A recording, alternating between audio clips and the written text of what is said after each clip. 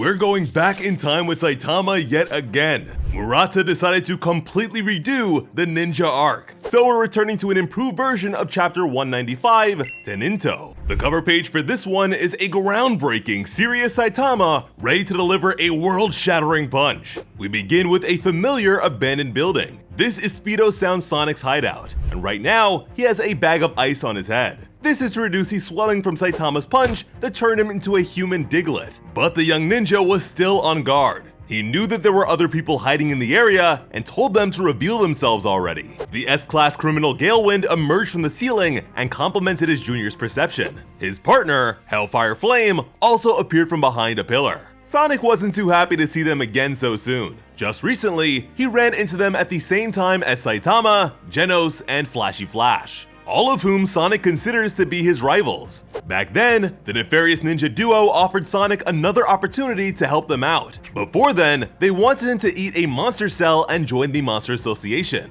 This time, they wanted him to help them kill Flashy Flash. But now, they've officially given up on working with Sonic and have decided to execute him and Flashy Flash. And they plan to do this one at a time. These guys are clearly underestimating Sonic as the weaker of the two, which makes sense since the S-Class ninja hero took them both down in a matter of seconds not too long ago. He also thrashed them the time before that in their monster forms. Meanwhile, Sonic was too afraid of them to refuse their initial offer. But the ninja versions of Jesse and James were swiftly taken down by an outside force. Sonic's eyes went wide with surprise. But seeing as he didn't remove the ice pack from his head, he still wasn't totally on guard. A cross-pupiled man wearing a headband admonished the duo. Apparently, they were contacted in advance by this group for the sake of keeping tabs on Sonic and Flash. But they were fed up with them always straying away from the plan. As they kept the ninjas subdued, the man greeted Sonic. He also mentioned how Sonic was from the 44th ninja class, known as the End. He introduced himself as Violent Force,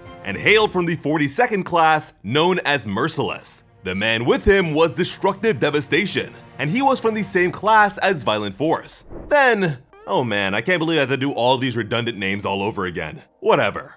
Revealing himself to have been hiding on the wall, we would have Rumbling Thunder of the 37th class, Golden. Galewind and Hellfire Flame probably know him a bit more than the others since they all belong to the same class. Insanely Mad and Chaotic Mayhem showed up together and represented the 21st class, Terror. Ballistic Bullet entered from a window and was from the 9th class, Composed.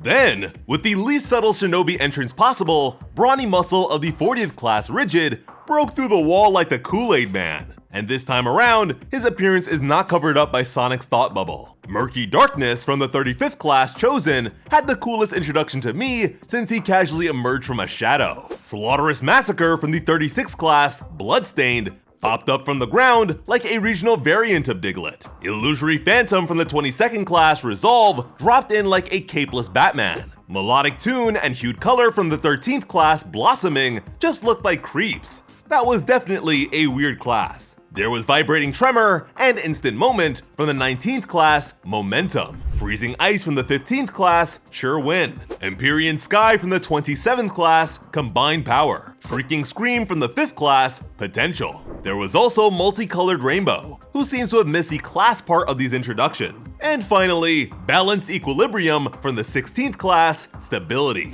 Sonic began to sweat while trying to keep his composure. There were far more people here than he had originally believed. The extended ensemble collectively introduced themselves as the Heavenly Ninja Party, the Teninto. They are an elite team of assassins made up of the village's highest ranking shinobi. Being above the rank of Jonin, they are referred to as Tenin, which isn't a historical classification. Sonic's expression became a bit more serious then. These guys were not bluffing at all. Each of them was clearly very skilled. Galewind chimed in, telling the group to quit showing off and let them go. Despite their predicament, the two grounded ninjas began to smile with defiant looks. Galewind mocked the notion that they had gone rogue. He began making fun of them for having grouped up to such an extreme extent. As far as he could tell, they were all relying on their numbers more than their own individual strength. Now, by comparison, Hellfire isn't very talkative, but he's always glad to piggyback on his partner's words. Violent Force and Destructive Devastation were not happy to hear these insults. They were told that they weren't fit to be Heavenly Ninja. And immediately afterwards, the captive shinobi were yelling out in pain. Sonic took some time to process everything. He reminded them that the village was firmly against them socializing with one another. So to see an organization made up of village alumni was truly surprising. Violent Force admitted to their junior ninja that after the village was destroyed, they decided to change some of their previous ways of thinking. As it turns out, they've been lying in wait for quite some time, all for the sake of fulfilling a certain plan. After all these years of waiting, finally, the time has come for that man to awaken. And as a result, the world will be flipped on its head. Now this gave Sonic pause. He knew exactly who they were talking about. That man was what they called the founder of the ninja village they all hail from, the most powerful ninja in history. After an intense fight against Blast 15 years ago, he was forced into a coma and has been inside of a recovery capsule ever since. With that man leading them, the Heavenly Ninja Party planned to first eliminate their sworn enemy, Flashy Flash. Afterwards, they would prove their dominance to the entire world by showing the whole world the fall of the #1 S-Class hero, Blast. With that, nobody would dare to move against them. And with the sheer power of their ninjutsu, they would rule the entire world through force. And to jumpstart this divine jumping, they wanted Sonic to play a part as well. They wanted him to bring Flashy Flash to this very location tomorrow night. Slaughterous Massacre made it clear to Sonic that they wouldn't make him face Flashy Flash alone. They planned on jumping into the battle with an ambush. Ballistic Bullet also implied that if Sonic failed to comply, they would make an example out of him too. They also warned him that that man would be with them tomorrow too. And without so much as a response, they all vanished. Sonic was just left there to contemplate. Past that, we shift to a basement level of Hero Association headquarters. Saitama was with Monaco and Flashy Flash. For the sake of their god research, they planned on convincing Sitch to get them in contact with Blast. Flashy Flash was pretty sure that getting in touch with a guy who hops between different dimensions would be difficult. But fortunately for them, Blast was actually here today. Flash called out to the top hero in surprise. Saitama was happy to discover that the old-timer was a hero too. He had no idea. And for the record, this is the same trio that first met Blast during the Monster Association raid. Saitama then thanked his fellow hero for taking them out of the underground area so quickly. In turn, Blast told the Baldy that there was no need to thank him. With a keen smile, Blast told Saitama that his abnormal strength caught his attention back then too. In fact, he planned on approaching Saitama anyways, so him showing up here on his own saved the guy some time. Flashy Flash raised an eyebrow at this. For him, this sort of thing was to be expected. It seems like he took this as confirmation towards his own assessment of Saitama being a diamond in the rough. Flashy Flash then told Blast that Saitama would not be able to become his apprentice since he already has a prior commitment. A statement that Saitama totally denied. That's when Sitch spoke up to Cape Baldy. Apparently, they were talking about Saitama before he showed up. And during that exchange, Blast confirmed that Saitama was the one who defeated Monster Garo.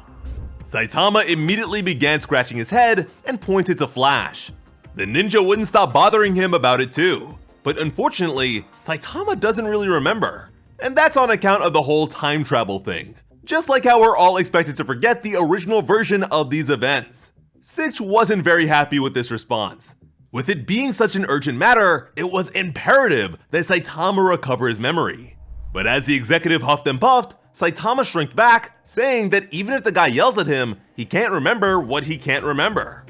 And besides, the whole Garo thing was totally resolved anyways, so he didn't see what the big deal was. Sitch clearly wanted to say more, but had to hold his tongue. The reality is that the issue has not been resolved at all. Flashing back, Sitch listened to Blast recount what he saw, and we can assume that this meeting came about due to Genos' account of what happened thanks to the core that Saitama brought back from the other timeline. Blast was certain beyond a shadow of a doubt that the planet Earth was in danger. And we now see that he was present for Cosmic Garo's Gamma Ray Burst.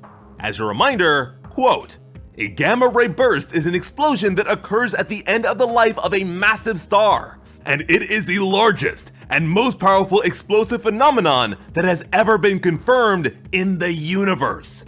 This is a real thing. It's not just a cool name. The manga makes it very clear how devastating this sort of thing is. At the time, Saitama wasn't sure what Garo was up to. But he knew that if the attack so much as grazed the ground, the whole world would be in big trouble. So he jumped up into the air and took on the full force of the attack directly.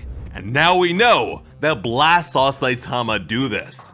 Blast himself struggled to deal with Cosmic Garo, so the gulf between himself and Saitama has to be painfully obvious. Sid shuddered at the thought and questioned what in the world Saitama was.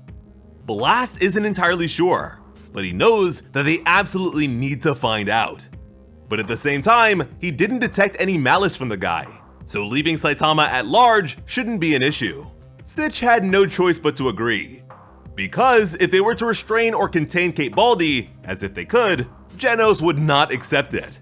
He feared the retaliation of an S-class hero, and the relationship between Genos and Saitama was news to Blast.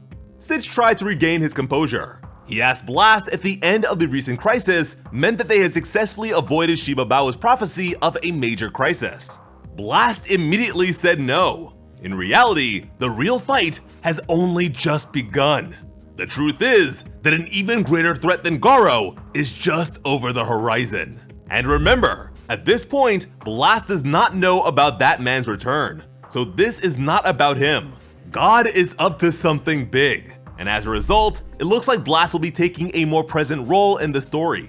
And as crazy as it may sound, it does feel like One Punch Man is on the verge of entering a whole new stage. A lot of things are being built up right now, so it is a very exciting time to be a fan. Now, if you didn't expect these chapters to be redone, you either haven't been following the manga for very long, or you're not subscribed to Plot Armor because we expected this to be the case. Already, more Blast involvement has made this so much better. I really hope we're able to learn more about the monsterization process through the experiments Blast is here to see. And past that, Murata is definitely going to give us a much better fight between Flashy Flash and Sonic, so look forward to it. And of course, we'll be here to talk about everything. Let me know what you guys think about the do-over so far, and if there's anything in particular that you would like to see changed or expanded. As always, I'm Slice of Otaku. Thank you all so much for watching and have an awesome day. I love you.